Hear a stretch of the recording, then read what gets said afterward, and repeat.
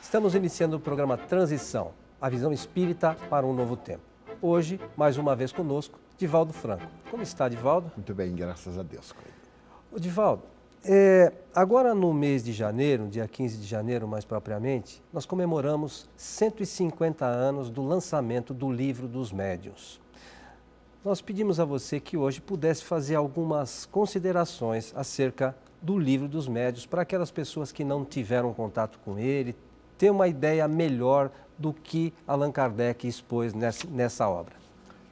Logo depois de publicado o Livro dos Espíritos, no dia 18 de abril de 1857, a era do espírito imortal tomou conta da Terra. Allan Kardec percebeu a grandeza da doutrina, pois que era um homem consciente, pela correspondência volumosa que passou a receber desde que o livro ganhava terreno nas áreas culturais da França, dos países francófonos, pois que as traduções a outros idiomas viriam depois.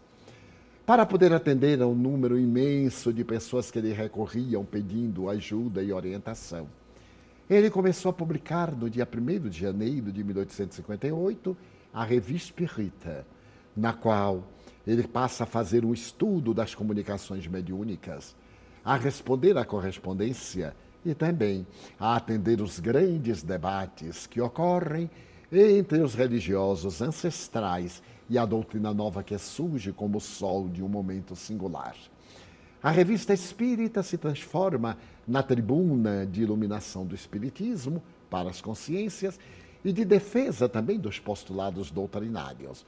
Mas logo começaram as grandes perguntas, desde que o mundo espiritual vem sendo desvelado e a mediunidade é o instrumento pelo qual se pode chegar a essa realidade. Afinal, o que são os médiuns? Quais são as maneiras mais hábeis para evitar-se equívocos e, ao mesmo tempo, terá perigo o exercício da mediunidade? Para poder atender a essas muitas interrogações, Allan Kardec publicou um guia prático.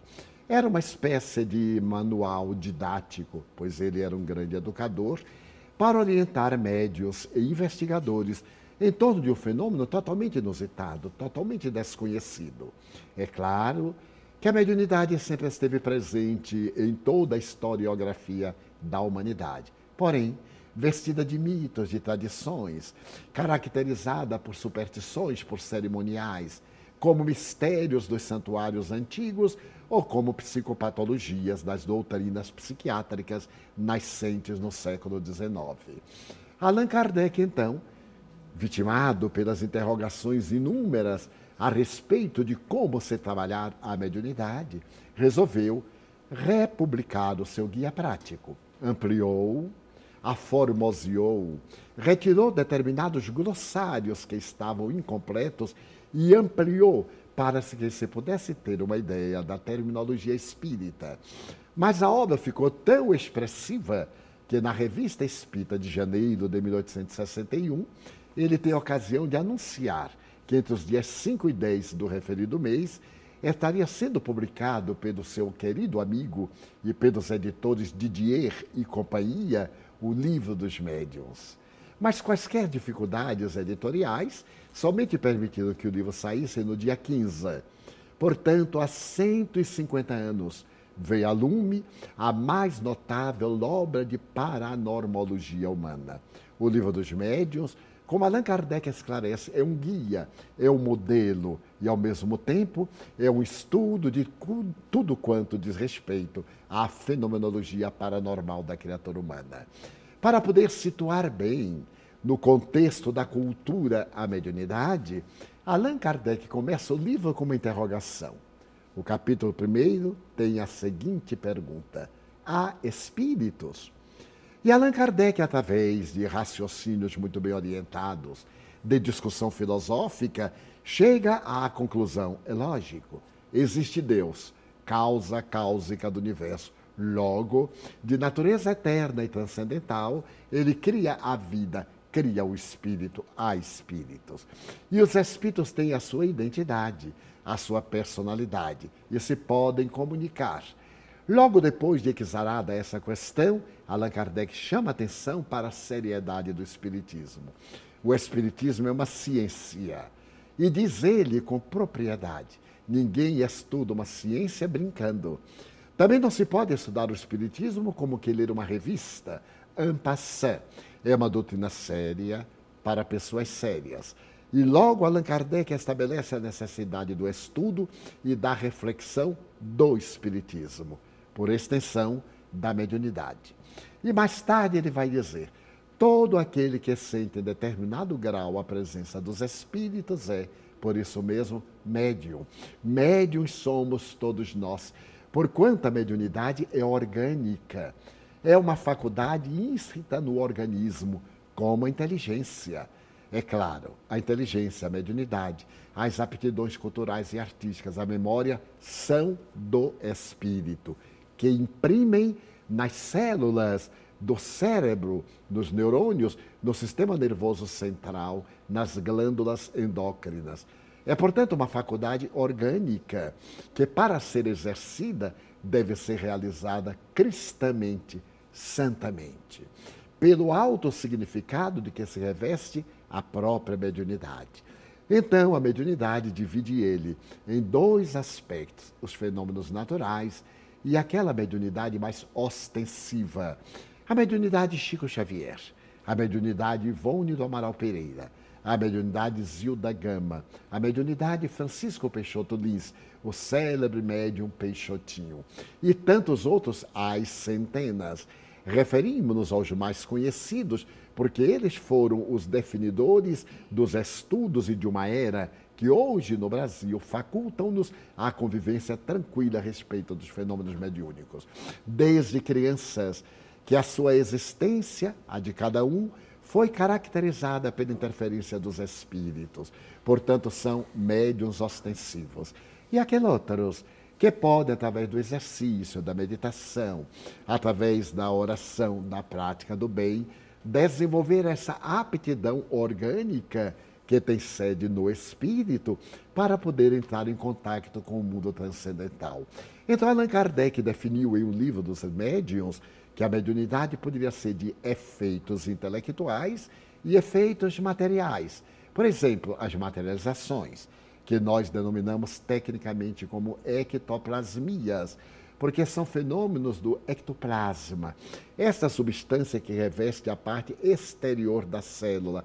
Ectos, em grego, fora. O plasma, uma das três partes constitutivas da célula. Os fenômenos de bilocação. Eurípides Bassanulfo estava no seu laboratório em Sacramento e aparece no lugar, atendendo a uma gestante que estava para dar à luz, e ele faz o parto. Santo Antônio de Pádua, que se encontrava numa cidade, vai defender o pai, aparecendo diante do tribunal, pai que estava sendo acusado de um crime que não havia perpetrado. E outros tantos notáveis, como Chico Xavier, em um episódio extraordinário, quando recebeu o título de cidadão de Belo Horizonte, e estando ele na sede da União Espírita Mineira, um homem aturdido e embriagado sobe os degraus e avança na sua direção, criando uma situação embaraçosa. Poucos minutos depois, entra a polícia. E ao chegar perto para retirar o cidadão inconveniente, olham para Chico e surpreendem-se. Como? Ele esteve ali na exposição, que era um edifício próximo, e chamou-nos. Então, são fenômenos de bilocação, em que o espírito pode apresentar-se no lugar e materializar-se, tornar-se tangível. Fenômenos mediúnicos de efeitos materiais. Os intelectuais, a psicografia, a incorporação. Os fenômenos de natureza pictórica, psicopictografia, de pintura, musical. Os fenômenos da clarividência, da clareaudiência. Os fenômenos dos sonhos premonitórios e todos eles. Então, Allan Kardec estuda cada peculiaridade mediúnica, nesse elenco notável de manifestações, porque cada mediunidade exerce uma função precípua, a mediunidade de cura, na qual o médium deve ser o exemplo de saúde moral, para que as entidades venerandas dele se utilizem, retirando-lhe as energias saudáveis, que são manipuladas com o fluido cósmico, para beneficiar aqueles que têm necessidades. A mediunidade infantil, a mediunidade nas crianças, como fazermos? Porque já que a mediunidade é um fenômeno normal, aqueles médiuns ostensivos, a partir dos 2, 3 anos, apresentam na infância. Então são fenômenos turbulentos, os pesadelos, a inquietação, a irritabilidade, as noites terríveis dessas crianças e seus pais. Como fazer? Desenvolver a mediunidade? De maneira nenhuma. A criança não dispõe de mecanismos defensivos.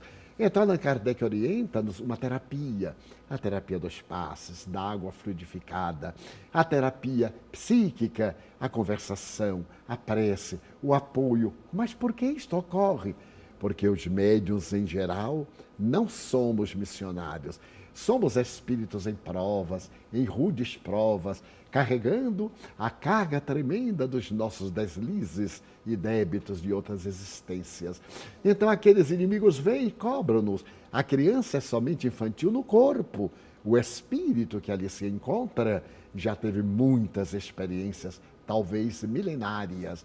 Mas a criança nos provoca ternura, apoio pela falta de mecanismos defensivos e de autoproteção. Os pais deverão levá-las à casa espírita, matriculá-las no estudo infanto-juvenil da doutrina, para que numa outra psicosfera reabasteçam-se e defendam-se a mediunidade nos animais.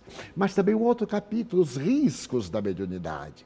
Porque sendo uma faculdade paranormal, é sempre uma faculdade em risco, porque de acordo com a conduta do médium, irá atrair espíritos do mesmo nível ético-moral, intelectual, de natureza sociológica, podendo criar situações profundamente embaraçosas, as obsessões. As obsessões são talvez o capítulo mais devastador do exercício ou não da mediunidade. Porque o indivíduo sendo médium e não desenvolvendo, não educando, não estabelecendo paradigmas de conduta mediúnica, irá sofrer tremendamente a invasão psíquica das entidades inimigas e dos inimigos do bem, que se comprazem em gerar situações embaraçosas. No capítulo 23 deste livro Venerando, diz Allan Kardec, nem toda loucura é loucura. Aqueles que se encontram nos hospitais psiquiátricos nem sempre são loucos, eles são obsidiados. Mas com o seu bom senso ele adverte, mas nem toda obsessão é apenas obsessão. Porque muitas vezes o fenômeno começa de natureza obsessiva.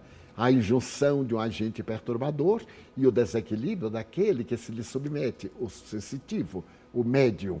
Mas ela também se transforma em loucura, porque os nossos neurônios desequilibrando-se ante a ação insidiosa e tóxica das vibrações, das energias perturbadoras das entidades cruéis, terminam por desequilibrar as intercomunicações, essas comunicações neuronais que são encarregadas do nosso equilíbrio. E, por consequência, nós podemos ter estados psicopatológicos, depressão profunda, esquizofrenia, autismo, paresias, muito comuns de conflitos psicológicos e de interferência de entidades perversas. Também podemos ter obsessões físicas, enfermidades simulacros, aqueles espíritos que desencarnaram com determinadas doenças degenerativas, influenciando o encarnado através do seu perispírito, produzem distúrbios orgânicos que se apresentam como doenças físicas e que devem receber a terapêutica espírita e o tratamento médico correspondente. Então, o capítulo das obsessões é fascinante, porque Allan Kardec vai demonstrar que essas obsessões podem ter 3 caracteres. A obsessão simples, a mania. O indivíduo fica maníaco, desejando exercer a mediunidade fora de hora, querendo exibir a mediunidade. É um distúrbio, porque a mediunidade é um 6º sentido que deve ser educado no momento próprio. O médium é um cidadão que tem deveres sociais, deveres familiares, deveres no conjunto da sociedade na qual se encontra. O seu trabalho honorável para exercer a mediunidade gratuitamente. Temos agora a mediunidade por fascinação, em que o indivíduo fica maníaco. A toda hora ele quer escrever, aonde ele esteja estará movimentando a mão, ou muitas vezes dizendo-se inspirado, assessorado pelos espíritos a qualquer hora.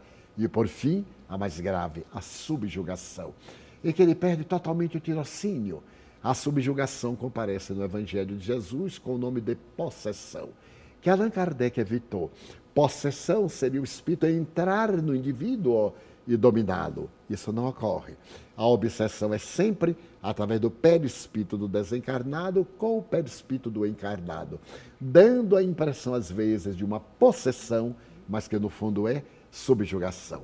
Então, o Livro dos Espíritos apresenta-nos aí um dos capítulos mais dolorosos. Divaldo, nós vamos para um rápido intervalo e já retornamos.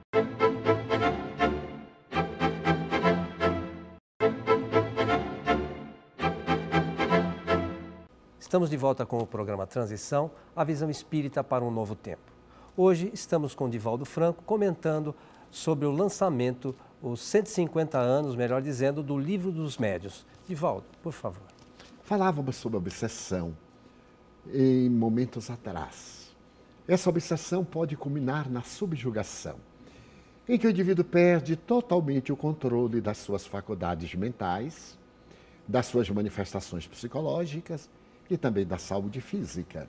Porque os seus adversários, mais os adversários do bem, incorporam-se em uma batalha terrível contra as ações nobilitantes, especialmente do progresso da sociedade. Allan Kardec, com muita proficiência, também estudou a suspensão e a perda da mediunidade. Não é o fato de possuirmos uma faculdade que sejamos irretocáveis. Ela pode desaparecer. Através de Alzheimer, temos a perda da memória. Através de qualquer problema grave, temos distúrbios de comportamento intelectual. Temos as excitações, até mesmo na depressão. Sempre consideramos a depressão como a tristeza, a melancolia. Mas a euforia é o lado oposto, é também um estado de depressão. Então a mediunidade pode ser suspensa por determinação dos guias espirituais do médium que a esteja usando de maneira inválida. E para poder não complicar o seu quadro de débitos, os guias espirituais podem colocar uma interrupção e a mediunidade fica periodicamente sem exercer a sua finalidade. Mas quando se trata de uma pessoa leviana, não sentindo a presença dos espíritos, simula e vem as mistificações dolorosas. Mas podemos chegar até a perda da mediunidade. Isso tem ocorrido, inclusive, com indivíduos que gozaram de celebridade no século XIX, no século XX, que foram instrumento de grandes pesquisadores e, de um momento para outro, pela vida incorreta, tiveram a suspensão da mediunidade e a sua perda. Pois Allan Kardec estuda com todo o cuidado esse fenômeno, que é perfeitamente um fenômeno orgânico. Desde que a mediunidade é orgânica, o organismo, no seu bem ou mal-estar, apresenta essas sutilezas, essas variantes. Mas Allan Kardec não ficou apenas aí. Ele foi mais adiante e estuda, através de um trabalho notável, como se deve organizar um centro espírita. E publica o Estatuto da Sociedade Parisiense de Estudos Espíritas, que ele criou e onde ele realizou um grande trabalho de pesquisa de médiuns, de estudos, para poder elaborar a codificação. Nesse trabalho notável, que é o Estatuto da Sociedade Parisiense de Estudos Espíritas, que se encontra no Livro dos Médiuns, nós vemos a gravidade das pesquisas mediúnicas. Mas Allan Kardec foi mais adiante. É muito fácil acreditarmos que espíritos venerandos estejam ao nosso alcance para qualquer frivolidade. Não é exatamente assim. Da mesma forma que na Terra temos dificuldade de manter contato com pessoas respeitáveis, com pessoas graves e portadoras de alta responsabilidade, no mundo espiritual, a questão é a mesma, para não dizer mais grave, porque a Terra é um reflexo. O mundo espiritual é o mundo causal, é o mundo modelo, é o mundo original. O nosso é uma cópia. Então, muitas vezes, os médiuns entusiasmam-se e começam a querer ser portadores de mensagens de espíritos célebres, pecando em estados que nós denominamos como anímicos, que são de autossugestão da sua própria alma, que são da presunção e muitas vezes incorrendo em mistificações de espíritos zombeteiros.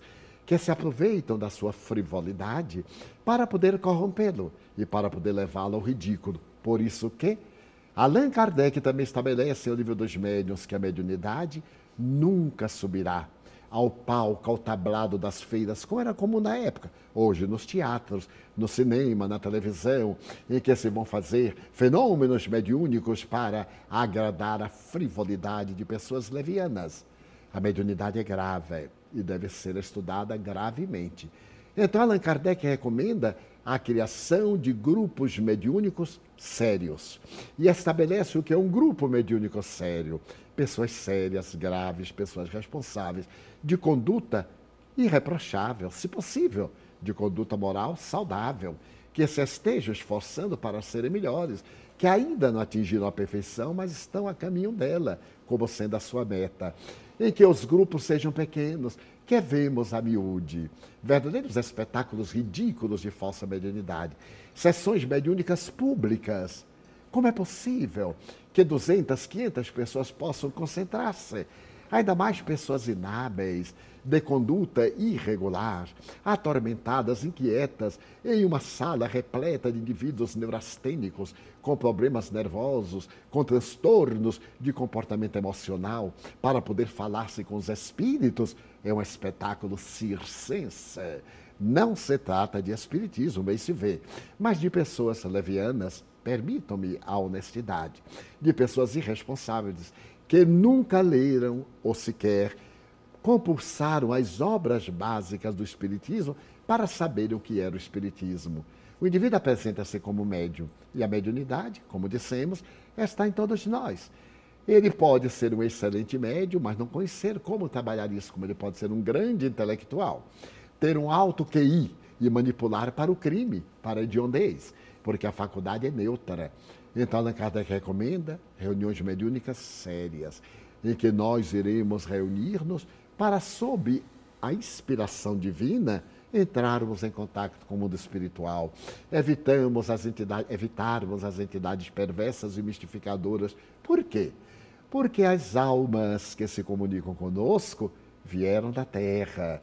Elas levam as imperfeições da terra, como temos cidadãos mentirosos, cidadãs fúteis, pessoas de caráter venal ou morrerem. Continuam com essas características e se comprazem muitas vezes no ridículo. Nós vemos como é fácil ridicularizar uma pessoa, levá-la ao pódio da insensatez e muitas vezes zombar cinicamente, defraudando-lhe os valores para se comprazer. Também os espíritos mistificadores, os espíritos burlões, utilizam-se dessa frivolidade dos médiuns irresponsáveis para trazerem mensagens que não têm nenhum sentido, para poder exibir, mas exibir o quê? Uma posição irrelevante. Então, Allan Kardec, com todo cuidado, coloca nas últimas páginas do livro dos médiuns muitas comunicações que ele comenta. Por exemplo, uma comunicação de Chateaubriand. Chateaubriand foi um dos mais nobres escritores de língua francesa. E então ele vem dar uma mensagem comum, que poderia ser firmada por José Antônio Margarida, por qualquer pessoa. E Allan Kardec pergunta, estará esta mensagem ao nível de uma personalidade como Chateaubriand, como Napoleão Bonaparte? Somente então, diante de um volume de palavras desconexas, coloca o nome célebre. Mas então vem a mensagem de Jeanne d'Arc, a Dolce Puccelli Lorena. Então Allan Kardec vê ali o significado profundo quando Jeanne d'Arc fala do mediumato, quando o médium atinge o estado de missionário, como Chico Xavier e muitos outros, inclusive médiuns anônimos, porque não é o fato de ser importante e conhecido que dá auréola. Aliás, essa auréola é de grande responsabilidade e de perigos para o médium. Chico Xavier evitou ao máximo, mas ninguém pode impedir que o diamante brilhe ou que a estrela fulgure no velário da noite. Então, quantos médiuns humildes, de pequeninos grupos, de lugarejos, pessoas dedicadas ao bem, até curandeiros, permitam-me, que deram a sua vida na sua modesta ignorância, em que não lhe chegou a luz da doutrina espírita, consolando, guiando, orientando pessoas e atingiram um momento de plenitude. Médiuns como Eurípides Bassanufo espírita, no começo do século XX, atingir o mediumato. Então, Kardec seleciona as mensagens para o estudo. Uma mensagem firmada por Jesus. E Kardec diz, vamos examinar essa mensagem. Ela tem tudo quanto Jesus dizia. E de tal forma ele aceita essa mensagem que irá transcrevê-la em O Evangelho segundo o Espiritismo mais tarde, publicado em 1864, quando diz, venho como outrora aos transviados filhos de Israel. Olha que maravilha! É o Espírito de verdade, aquele que viria trazer a verdade para a humanidade. Então, o Livro dos Médiuns é a mais notável obra que jamais se publicou em torno da paranormalidade humana.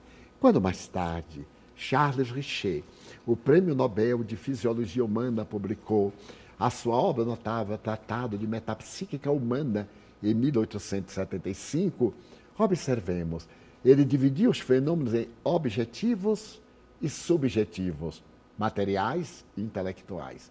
Então, nós vemos a metapsíquica repetida no Livro dos Médiuns, a parapsicologia repetida no Livro dos Médiuns, a psicotônica, a psicobiofísica, sem que pudessem fugir daquele estatuto paradigmático que Allan Kardec estatuiu no Livro dos Médiuns. Obra colossal, que não pode ficar na prateleira como sendo uma exibição, mas que deve ser estudada com seriedade. Allan Kardec, depois de dizer que não se estuda uma ciência brincando, também não se estuda uma ciência como que lê um jornal, como que lê um periódico qualquer, porque a ciência exige reflexão, debate, que os centros espíritas reservem momentos especiais para o estudo do Livro dos Espíritos, a filosofia científica, para o estudo do Livro dos Médiuns, a prática da mediunidade, para que os experimentadores, os doutrinadores, dialogadores inteirem-se da gravidade, da seriedade do fenômeno mediúnico e estimulem os médiuns a conhecerem a sua própria psicologia, a estudar o seu sistema nervoso, a observar os fenômenos quando são dele próprio, anímicos, quando são de outra procedência, espirituais ou mediúnicos, para que logo depois estudem o Evangelho segundo o Espiritismo e coroem a ciência filosófica, a investigação científica, a ética moral e, prosseguindo, o céu e o inferno, para onde nós vamos depois da vida física. Quais as nossas hospedagens? Haverá um lugar acima, outro lugar abaixo? Sabemos hoje, pelo conhecimento da astronomia, que no infinito não tem alto nem baixo. Então, o céu e o inferno são estágios da nossa consciência para culminarem a Gênese e podermos entender a história da evolução, concluindo-a com a grande transição planetária, conforme prevista pelo codificador. Dedicamos-nos, pois, hoje a homenagear o Sesc Centenário de O Livro dos Médiuns, que ocorreu em janeiro próximo passado, no dia 15, inaugurando uma era que nos fundamenta para o exercício da mediunidade de maneira nobre, sensata, e podermos criar, no meio da sociedade, um mundo de telecomunicações. Como disse muito bem o professor Herculano Pires, referindo-se a Chico Xavier, de intercorrência entre o mundo físico e o mundo psíquico e o mundo espiritual.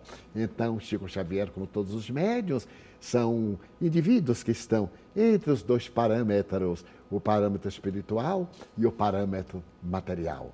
Homenageamos, portanto, o Livro dos Médiuns, ao ser celebrado o seu 150º aniversário no dia 15 de janeiro próximo passado. Divaldo, os nossos agradecimentos. Lembramos aos nossos amigos que todas essas palavras trazidas por você no dia de hoje podem ser revistas no site do nosso programa que está passando aqui na tela para você. Então, até o nosso próximo encontro com o Transição, a visão espírita para um novo tempo. Até lá.